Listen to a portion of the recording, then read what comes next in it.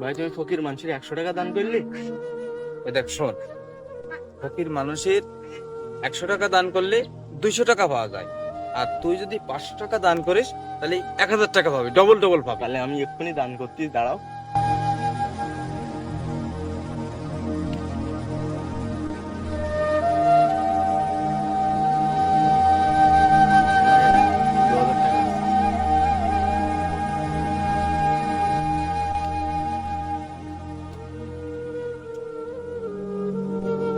ও ভাই, আমার একটা ফোন আইছে, আমি একটু যাই। হ্যাঁ?